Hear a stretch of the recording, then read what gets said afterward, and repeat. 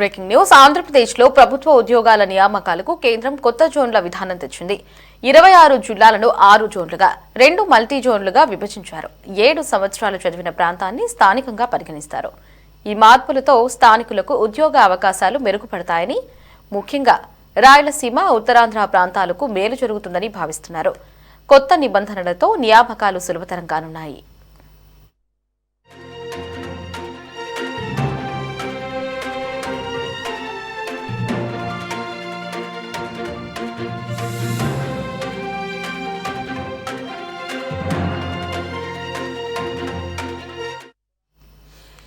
కేంద్రం ఆంధ్రప్రదేశ్ రాష్ట్రంలో ప్రభుత్వ ఉద్యోగాల నియామకాలకు సంబంధించి స్థానికత, జోనల్ నిబంధనల్లో కీలక మార్పులు చేసింది.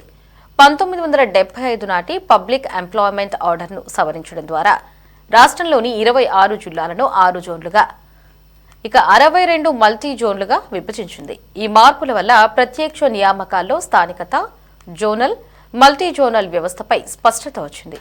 ఈ సవరణ organisation of local cadres and regulation of direct recruitment ఆర్డర్కు సంబంధించినది. కేంద్రం ఈ ఆర్డర్ను సవరించి కొత్త జోనల్, మల్టీ జోనల్ విభజనను గెజెట్ నోటిఫికేషన్ ద్వారా ప్రకటించింది.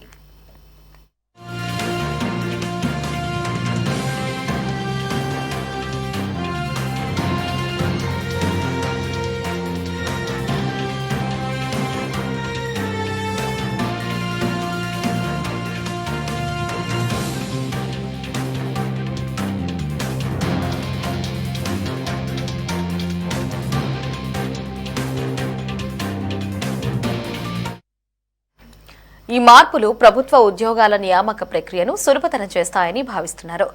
ముఖ్యంగా ప్రత్యక్ష నియామకాలకు అర్హత పొందడానికి అభ్యర్థులు తాము 7 సంవత్సరాలు చదివిన ప్రాంతాన్ని స్థానికంగా పరిగణనలోకి తీసుకోనున్నట్లు పేర్కొంది.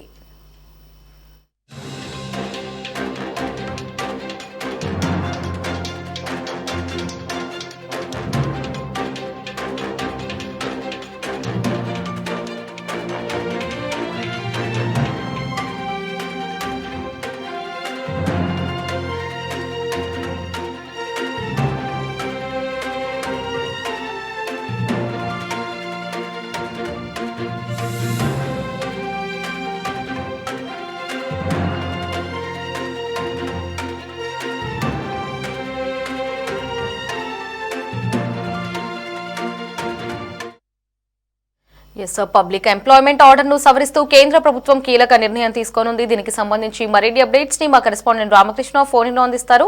Ramakrishna, over to you.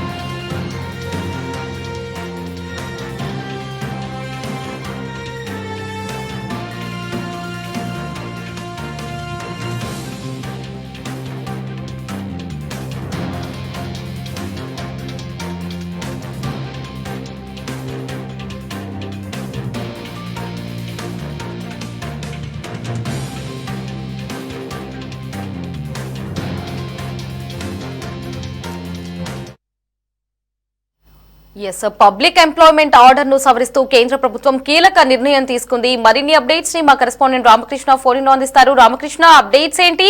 ఈ సవరించిన దాంట్లో ఎటువంటి అప్డేట్స్ ఉండబోతున్నాయి? లహరి, పబ్లిక్ ఎంప్లాయ్మెంట్ ఆర్డర్ 1975 ప్రకారం ఉన్నటువంటి జోనల్ నిబంధనలకు కేంద్రం సవరించింది. ప్రత్యక్ష నియామకాల్లో స్థానికేత కేడర్, అలాగే జోనల్, మల్టీ జోన్లపై స్పష్టతనిస్తూ గెజిట్ నోటిఫికేషన్ జారీ చేసింది. 26 జిల్లాల ప్రకారం ఈ మొత్తం 26 జిల్లాలను కూడా 6 జోన్లుగా ప్రకటించడం జరిగింది. వాటిని 2 మల్టీ జోన్లుగా విభజించింది. 7 ఏళ్లు ఒకే చోట చదివినటువంటి ప్రాంతాన్ని స్థానికంగా పరిగణలోకి తీసుకోవాలని కూడా ఈ నోటిఫికేషన్ లో స్పష్టంగా పేర్కొనడం జరిగింది.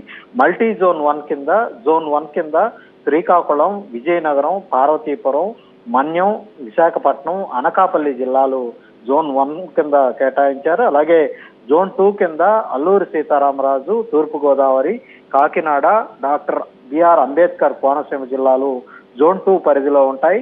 ఇక జోన్ 3 కింద పశ్చిమ గోదావరి, ఏలూరు, ఎన్టీఆర్, కృష్ణా జిల్లాలు జోన్ 3 పరిధిలో ఉంటాయి.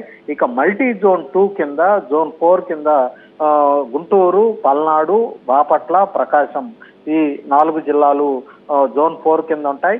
జోన్ 5 కింద తిరుపతి, చిత్తూరు, అన్నమయ్య, వైఎస్ఆర్ కడప జిల్లాలు ఉంటాయి.